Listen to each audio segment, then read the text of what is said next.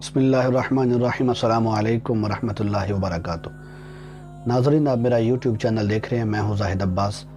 بات کریں گے محمد بن قاسم کے بارے میں کہ کیسے محمد بن قاسم نے سندھ کو فتح کیا۔ تجارت کی غرض سے عرب کے لوگ بر صغیر میں آیا کرتے تھے اور یہاں پر آ کے تجارت کیا کرتے تھے۔ ایک دفعہ ایک قافلہ تجارت کی غرض سے سری لنکا آیا، جو اس وقت ہندوستان کا حصہ ہوا کرتا تھا۔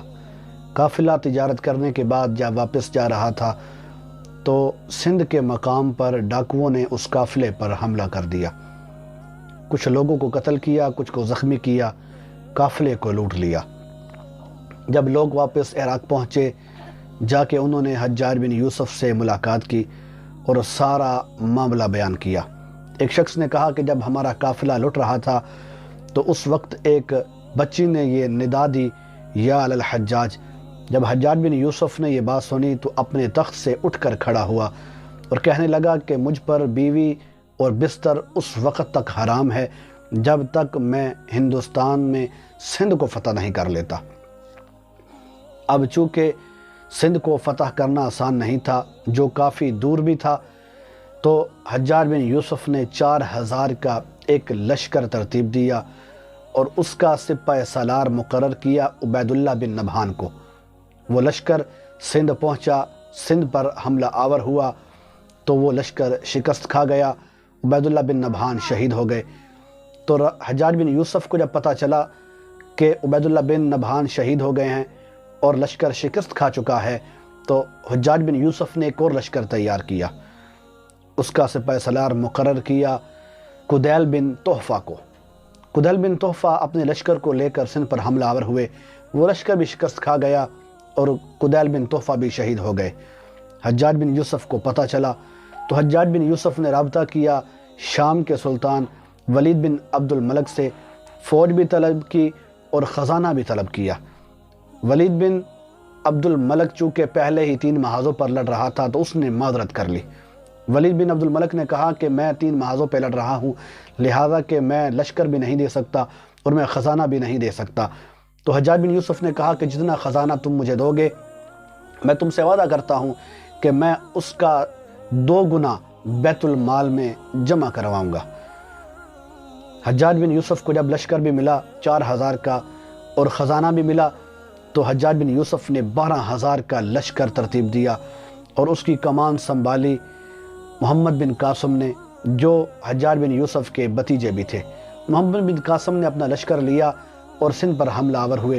اپنے ساتھ ایک بڑی توپ لے کر آئے جس کو 500 لوگ مل کر چلاتے تھے۔ جب آپ سندھ پہنچے تو سندھ میں داخلے کے ساتھ ہی جب سندھ میں داخل ہوئے تو وہاں پر ایک شہر تھا دیبل۔ انہوں نے ایک گنبد بنا رکھا تھا اور اس گنبد کے اوپر جھنڈا لگا رکھا تھا، اور ان کا یہ کہنا تھا، ان کا یہ ماننا تھا کہ جب تک یہ جھنڈا اس کے اوپر سلامت ہے ہمیں کوئی شکست نہیں دے سکتا۔ محمد بن قاسم نے کئی مرتبہ توپ سے اس گنبد کو گولہ مارنے کی کوشش کی، لیکن ہر دفعہ ناکام ہوا۔ محمد بن قاسم نے حجاج بن یوسف کو خط لکھا اور ساری صورتحال سے آگاہ کیا۔ حجاج بن یوسف نے ڈاک کا ایک ایسا نظام مقرر کیا ہوا تھا کہ ہر تیسرے دن خبر پہنچتی تھی حجاج بن یوسف کو۔ حجاج بن یوسف نے قاصد سے کہا کہ تم واپس جاؤ اور جا کر محمد بن قاسم کو کہو کہ توپ کا ایک زاویہ نیچے کرے۔ جب توپ کا ایک زاویہ نیچے کیا گیا تو محمد بن قاسم نے اس مرتبہ خود گولہ چلایا۔ وہ گولہ جا کر گنبد کو لگا تو گنبد تباہ ہو گیا۔ یوں اس شہر کے لوگوں نے ہتھیار ڈال دیے۔ اس شہر کے لوگوں نے جب ہتھیار ڈالے تو محمد بن قاسم آگے بڑھا، روہڑی کے مقام پر راجہ دہر سے سامنا ہوا۔ محمد بن قاسم کے پاس 12000 کا لشکر تھا، جبکہ سامنے راجہ دہر کی ایک بہت بڑی فوج تھی۔ تو محمد بن قاسم نے دوبارہ خط لکھا حجاج بن یوسف کو کہ مجھے مزید لشکر فراہم کیا جائے اور مجھے خزانہ بھی دیا جائے، مدد کی جائے۔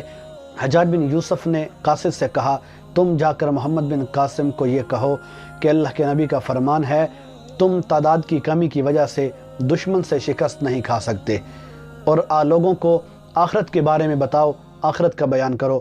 محمد بن قاسم نے جب آخرت کا بیان کیا، لوگوں کو آخرت کے بارے میں بتایا، تو لوگ لڑنے کے لیے اور پرجوش ہو گئے، تو اس روڑی کے مقام پر راجہ داہر کو محمد بن قاسم نے قتل کر دیا۔ یوں راجہ داہر کا سندھ سے خاتمہ ہوا تو اسلام تیزی کے ساتھ پھیلا۔ محمد بن قاسم 90 ہجری میں سندھ میں داخل ہوا، جبکہ 2 سال کے عرصے میں محمد بن قاسم سندھ کو فتح کرتا ہوا ملتان تک پہنچا۔ چونکہ سندھ اس وقت ملتان تک تھا اور بمبئی بھی سندھ کے اندر تھا، دیپال پور بھی سندھ کے اندر تھا، تو محمد بن قاسم سندھ کے ایک حصے سے داخل ہوا اور فتح کرتے ہوئے سندھ کے دوسرے حصے تک پہنچا۔ 2 سال کے عرصے میں محمد بن قاسم نے سندھ کو فتح کر لیا۔ ناظرین، اگر آپ کو ہماری ویڈیو پسند آئی ہو تو ہمارے چینل کو سبسکرائب کریں، لائک بھی کریں اور شیئر بھی کریں۔